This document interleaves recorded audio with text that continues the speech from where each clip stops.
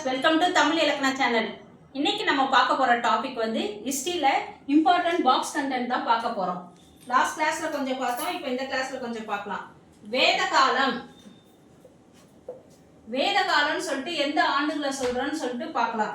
வேத காலம்னு சொல்லிட்டு பார்க்கறது ஆண்டு 1500 to 600 காலகட்டம். இந்த காலகட்டத்தை தான் என்ன சொல்றாங்க? வேத காலம் சொல்றாங்க.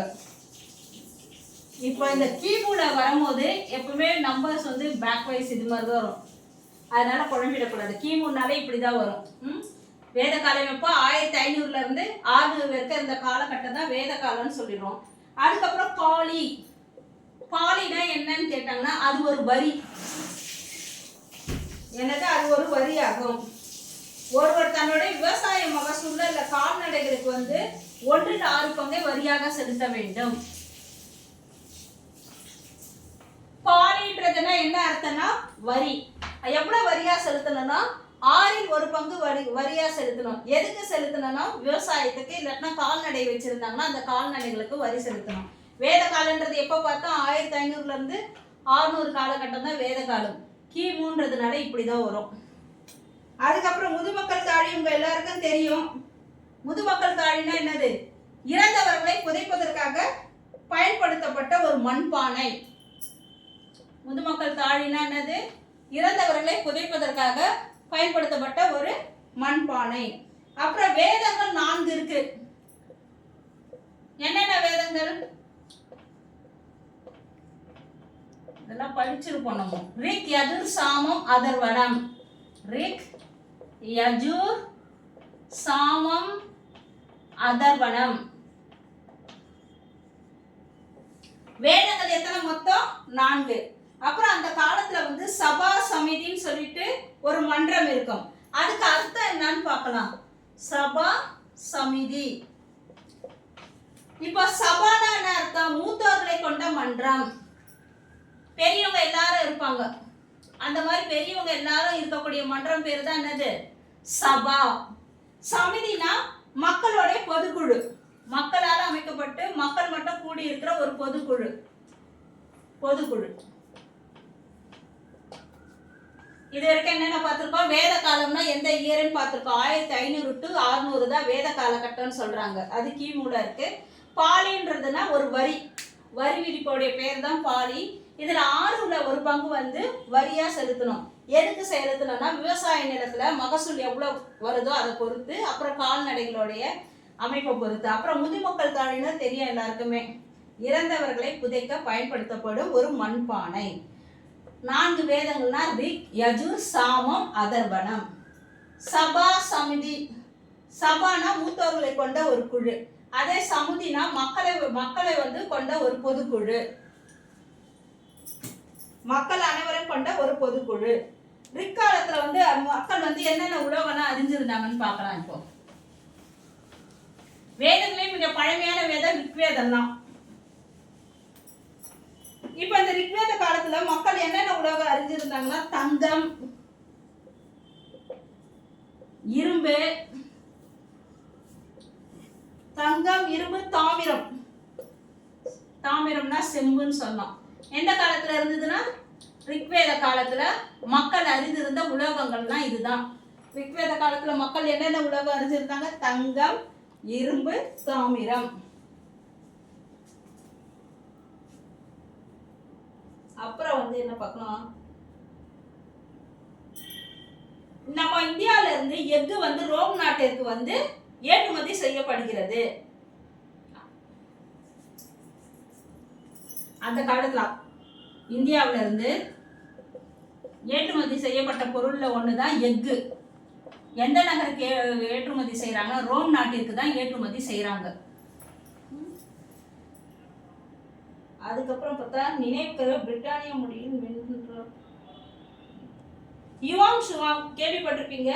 இவர் வந்து காஞ்சிபுரத்துக்கு வருகை தந்தார். யுவாங் சுவாங் எங்க வந்திருக்காரு? காஞ்சிபுரத்துக்கு வருகை தந்தார். காஞ்சிபுரம் வந்து யாரோடைய தலைநகர்? பல்லவ மன்னர்களோட தலைநகர். பல்லவர்களுடைய தலைநகர் என்னது? காஞ்சிபுரம். பல்லவன் நாட்டின் தலைநகர் என்னது? காஞ்சிபுரம். இந்த காஞ்சிபுரத்துக்கு யாரு வந்து வருகை தந்திருக்காங்கன்னா யுவான் சுவாங். யார் வருகை தந்திருக்காங்க? Yuan Chwang. பல்லவர்களுடைய தலைநகரம் என்னது? காஞ்சிபுரம். இதுக்கு வருகை தந்து வந்து யுவான் சுவாங். அப்புறம் வந்து இந்தியாவிலே மிகச்சிறந்த கல்வி மையமாக திகழ்ந்தது எதுனா காஞ்சியில இருக்கிற காந்தி தென்னிந்தியாவிலே மிகச்சிறந்த கல்வி மையமாக திகழ்ந்தது என்று யார் சொல்லியிருக்காங்கன்னா வத்யயாசனர். வத்யயாசனர் இவர் வந்து என்ன சொல்றாருன்னா தென்னிந்தியாவிலே பல்கலைக்கழகம் கல்வி நிலையங்கள்லாம் நிறைந்த இடம் எதுன்னு சொல்லிட்டா காஞ்சின்னு தான் சொல்றாரு.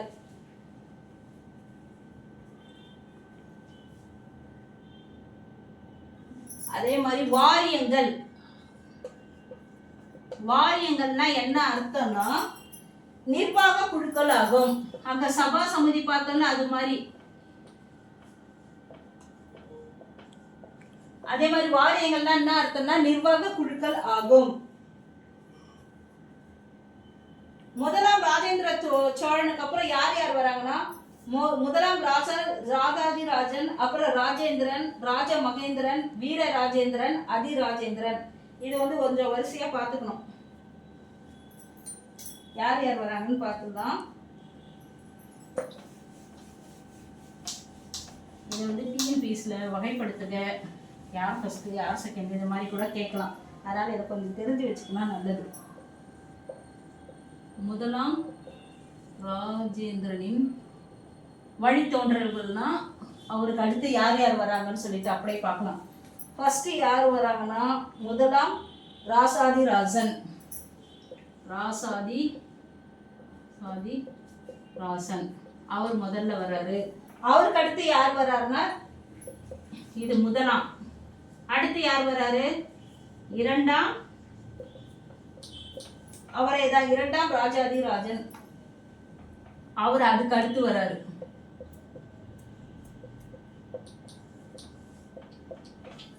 அதுக்கப்புறம் யார் வராங்கன்னா ராஜ மகேந்திரன். இவங்க ரெண்டு ராஜாதிராஜனுக்கு மட்டும்தான் முதலாம் இரண்டாம், அதுக்கப்புறம் வந்துலாம் அதெல்லாம் கிடையாது. ராஜ மகேந்திரன் வராரு அரசரா. ராஜ மகேந்திரன் வராரு. அதுக்கப்புறம் யார் வராங்கன்னா வீர ராஜேந்திரன்.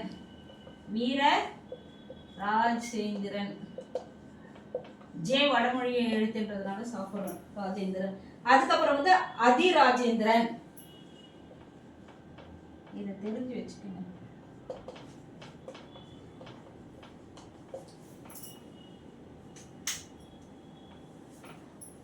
முதலாம் ராஜேந்திரன் வழித்தோன்றர்கள் யார் யார் பார்த்தா முதலாம் ராஜாதிராஜன், அப்புறம் இரண்டாம் ராஜாதிராஜன், அதுக்கப்புறம் ராஜ மகேந்திரன், வீர ராஜேந்திரன், அதிராஜேந்திரன். இவங்களாம் வந்து முதலாம் ராஜேந்திரனோட வழித்தோன்றர்களா அடுத்தடுத்து வராங்க.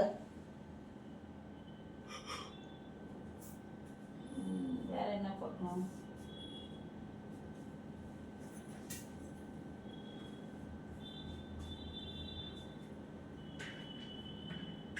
அதே மாதிரி யுனெஸ்கோ வந்து எல்லோரா குகையை வந்து எப்ப பாரம்பரியம் சின்னமா அறிவிச்சதுன்னா 1983.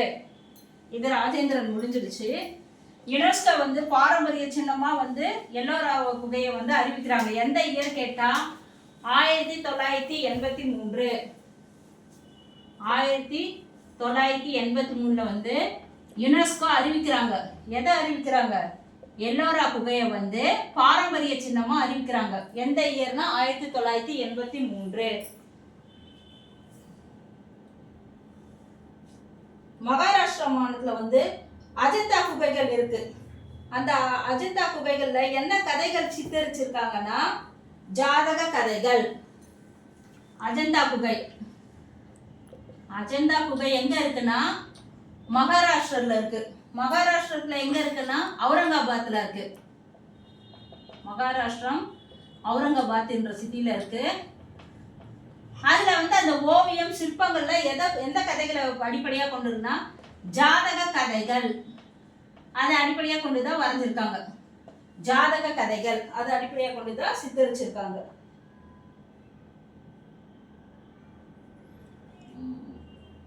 அப்புறம் பௌத்த மாநாடு எந்தெந்த இடத்துல நடந்ததுன்னு பார்த்துடலாம்.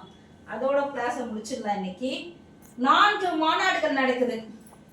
பௌத்த மாநாடுகள் எத்தனை நடக்குதுன்னா 4 மாநாடுகள் நடக்குது. அந்த 4 இடம் என்னன்னு சொல்லிட்டு பார்த்துடலாம் நம்ம. பௌத்த மாநாடுகள் எந்த இடத்துல நடக்குதுன்னு பார்த்துடலாம். ஃபர்ஸ்ட் வந்து பாத்தீங்கன்னா ராஜகிருகம். ஃபர்ஸ்ட் மாநாடு, முதல் மாநாடு எங்க நடக்குதுன்னா ராஜகிருகம். இரண்டாவது மாநாடு எங்க நடக்குதுன்னா வைசாலி. இரண்டாவது மாநாடு எங்க நடக்குதுன்னா வைசாலி. மூன்றாவது மாநாடு எங்க நடக்குதுன்னா பாடலிபுத்திரம்.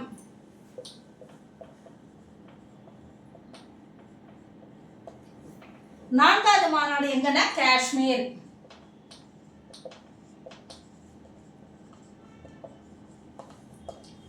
இப்ப பௌத்த மாநாடுகள் வந்து 4 இடத்துல நடந்திருக்கு. எந்தெந்த இடம்னு பார்க்கலாம். முதலாவது மாநாடு ராஜகிருகம், இரண்டாவது மாநாடு வைசாலி, மூன்றாவது வந்து பாடலிபுத்திரம், 4 வந்து காஷ்மீர். பாடலிபுத்திரத்தோட இப்போதைய தற்போதைய பெயர் என்னன்னு சொல்லிட்டு லாஸ்ட் கிளாஸ்ல நான் சொன்ன ஞாபகம் இருக்கான்னு தெரியல உங்களுக்கு, சொல்லிடுறேன். பாட்னா. தற்போதைய பெயர் வந்து என்னது? பாட்னா. அது இதுதான் பாக்ஸ் கண்டென்ட்ல இருக்கு. இன்னும் நிறைய இருக்கு, இப்போதைக்கு இது போதும். மீதியெல்லாம் வேற கிளாஸ்ல உங்களுக்கு நான் சொல்லித்தரேன். ஒரு 2 குறிப்பு ஒன்றே சொல்லிடுறேன். மேகாலயில மவுண்ட் சீராம் என்ற இடத்துல தான் அதிக மழை பெய்யுமா. எங்க மழை அதிகமா பெய்யுற இடம் எதுனா நமக்கு தெரிஞ்சதெல்லாம் சிரபுஞ்சி தான் தெரியும். அப்பத்துல இருந்து அதான் படிச்சிருக்கோம். ஆனா இப்போ கணக்கெடுப்பு போல மேகாலயில என்ன இடம்னு சொன்னேன் நானு? மவுண்ட் சின்ராம். மவுண்ட் சின்ராம் இந்த பகுதியில தான் அதிகமா மழை பொழியும்னு சொல்றாங்க. ஓகேவா? மவுண்ட் சின்ராம் இந்த பகுதியில தான் வந்து மேகாலயில தான் அதிக மழை பெய்யும். அதிகமா மழை பெய்ஞ்சா குறைவா எங்க மழை பெய்யுதுன்னு தெரிஞ்சிருக்கணும்ல நம்ம. ராஜஸ்தான்ல எந்த இடம்? ஜெய்சல்மார். ஜெய்சல்மார் என்ற இடத்துல தான் குறைவான மழை. இது அதிக மழை, இது வந்து குறைவான மழை.